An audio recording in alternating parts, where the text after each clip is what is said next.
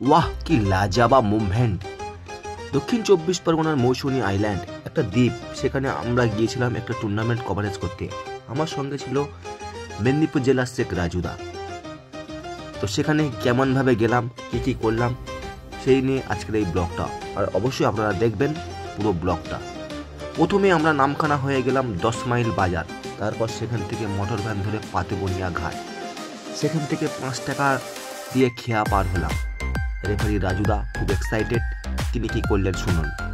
এই দ্বীপটার বৈশিষ্ট্য, 3 দিকে জল, মাঝখানে স্থল, সেটা হচ্ছে মৌসুমী আইল্যান্ড বা মৌসুমী দ্বীপ। মূলত নদী পারাপার করতে হয় এখানে যেতে গেলে। আগের থেকে অনেকটা ডেভেলপ করেছে মৌসুমী আইল্যান্ড, যোগাযোগ ব্যবস্থা অনেকটা ইজি, যেটা আগে ছিল না। তো আমরা কিন্তু খেয়া পার হলাম, এবার আমরা যাবো মাঠের দিকে। আমাদের যিনি কর্মকর্তা সেই ইমরান ভাই আসবে। রাজুদা বলো তোমার কেমন লাগছে? সত্যি মানে কি বলবো, মানে আমি স্বপ্ন ভাবতে পারছি না যে আমি এই জায়গাটায় আসবো। ইমরান ভাই কথা মতন তিনি চলে আসলেন রাজুদাকে রিসিভ করতে। ইমরান ভাই হচ্ছেন, ওখানে যাও, মৌসুমীর একজন। বলো। আমি তো সর্বপ্রথম রাজুদাকে আমি একদম মন্ত্রের সাথে আমি একদম ধন্যবাদ জানাবো। ওনার মতো ব্যক্তি আমাদের এই মৌসুমী আইল্যান্ডে এসেছে সত্যি, এবং আরও দর্শকও, বহু দর্শক আমার মুখ থেকে শোনার পরে ওরাও অধীর আগ্রহে আছে। আজকে রাজুদা একটা বলবে তোমার টুর্নামেন্টের বিষয়ে, এলাকার পরিবেশের বিষয়ে। একজন মানুষ সত্যি আমাদের মাঠে এসছে, এত ছোটো টুর্নামেন্ট, কোনো টুর্নামেন্ট যে ছোট নয় রাজুদার মতো মানুষের কাছে, সেটা প্রমাণ করি। চলো।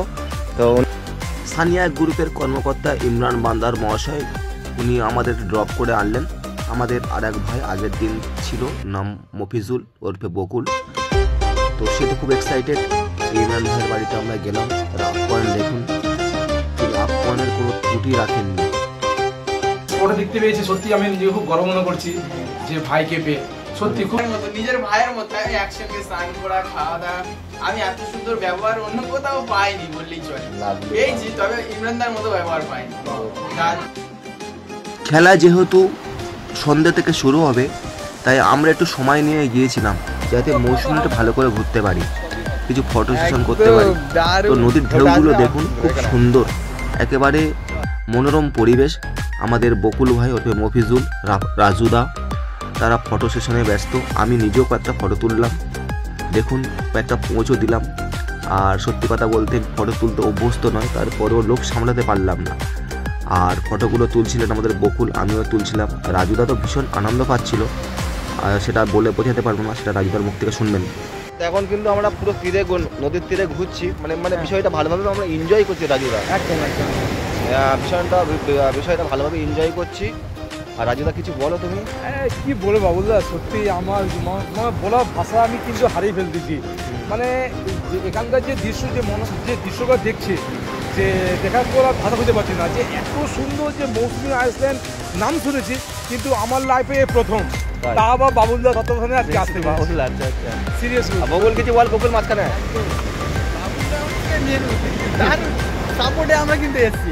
আমি তো এমন, আমি পড়াশোনা করি, স্কুল লাইফে বাবুদার হতে এই যে এত কিছু দেখতে পাচ্ছি, জীবনে সব কিছুই টাকা নয়, সত্যি এই যে বাবুদার ভালোবাসা, একদম সব কিছুই হচ্ছে বাবুদা, কোনো কথা হবে না।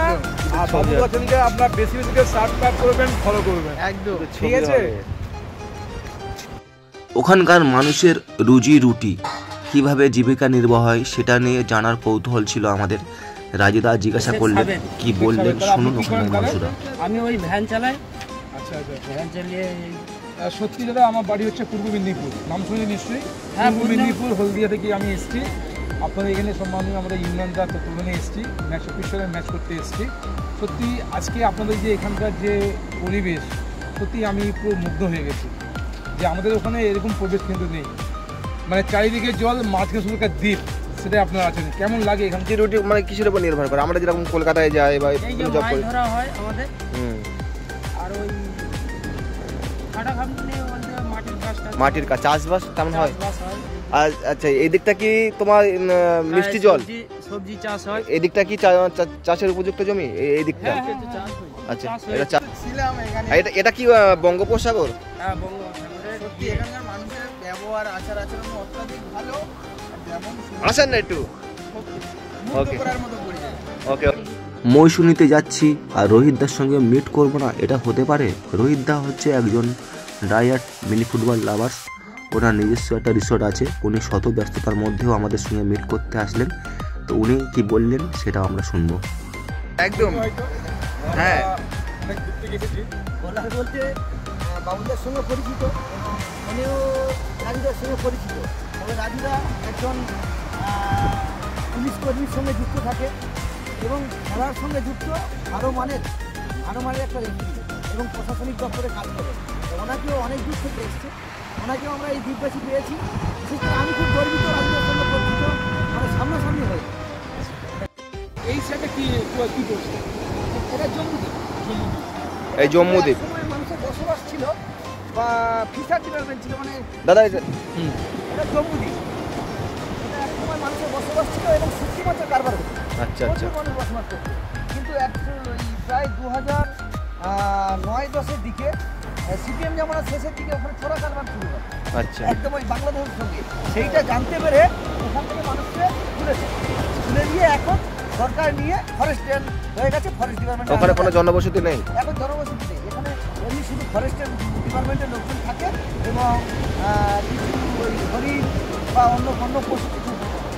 আর হিজলি শরীফ হ্যাঁ, যেটা বলছেন যে এই যেটা আমরা দেখতে পাচ্ছি বাবুলদার হাত সোজা, এটা কিন্তু এখান থেকে কিন্তু আমাদের যে বঙ্গোপসাগর দেখা যাচ্ছে, আর এখান থেকে কিন্তু আমাদের যে হিজলি যে মহেশ্বরী, এখান থেকে কিন্তু এই মোটামুটি যাওয়া যায় কিন্তু অ্যাপ্রক্স 3 ঘন্টা, একটা ছোট মোবাইল 2 ঘন্টা, বা যে বড় মোবাইলগুলো 3 ঘন্টা কিন্তু।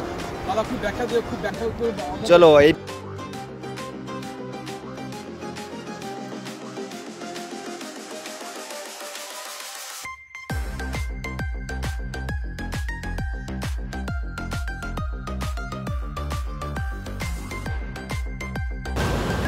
আপনি যেখানে যে কলেজটা পড়ে এসছেন একদম ওখান থেকে নিয়ার 30 মিনিট রাস্তা, মানে 30 মিনিটের রাস্তা।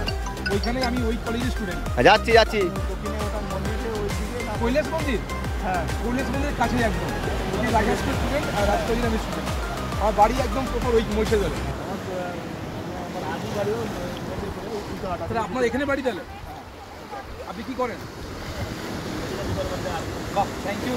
আর আমি ভালো করি, খুব ভালো।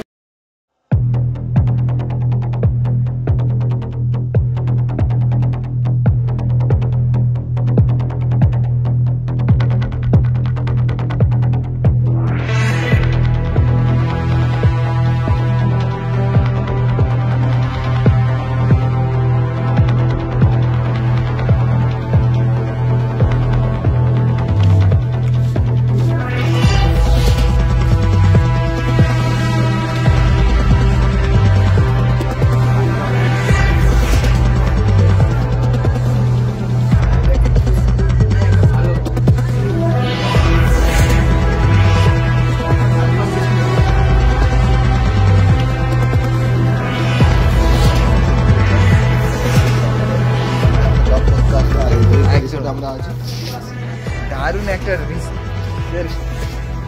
রুমটাও দারুণ সত্যি। রাইদা কিছু বলো। অসাধারণ। আমার প্রথম বলছিলাম যে মৌসুমী আইসে একটা আলাদা জায়গায় সত্যি অনেকবার আমাদের খেলাটা করে দেরি করে খেলাটা শেষ হয়েছে। তো ভাইও আছে সত্যি আজকে আমরা পেয়েছি আমাদের ইমরানদার ভাই, একদম ইমরানদার ভাই, এই আমরা এসেছি ইমরানদার ভাই।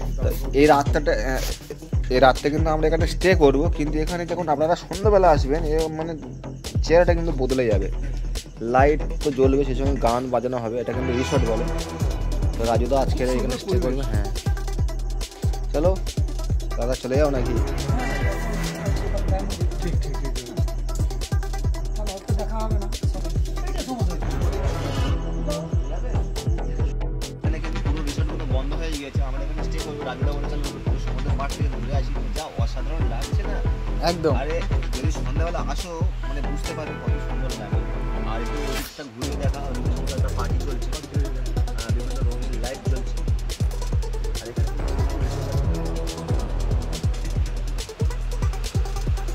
এত সুন্দর ভিউ। কিছুই কিন্তু টাকা নয়। বাতিতে দুয়া লাগবে আমার। হ্যাঁ বাতিটা দিয়ে রাখ। একটু বাতিতে দাও, একটু বাতি। হ্যাঁ ভালো টিম না, ইনি ম্যানেজার।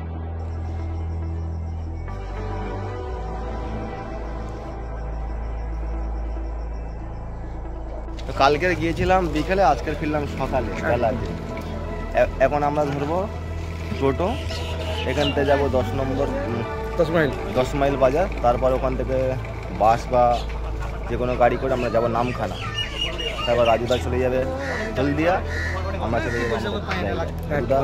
কেমন লাগলো তোমার? ভালো লাগছে। আমাদের ব্যবহারে যদি তুমি কোনো দুঃখ পেতে না না না, খুব ভালো লাগলো। করে দিও। আরে না, হ্যান্ডসাপ করে নেবো Bakul. Thank you thank you. তো রাজুদাকে সত্যি, রাজুদা একজন ভালো মনের মানুষ, আর যেটাকে বলে এনজয়ের মানুষ ভাই, এনজয়, একদম একদম লাইফটা এনজয় করে কাটাতে হবে। মানুষরা কতদিন বাঁচবে, মনে কোনো কুট প্যাচেলে নেই। তো বকুল, আমি তো কোনো কথা বাড়িয়ে বলছি না, একদমই না। রাজুদা সত্যি খুব ভালো মনে মানুষ, দেখছি প্রথম থেকে আমাদের সঙ্গে রয়েছে।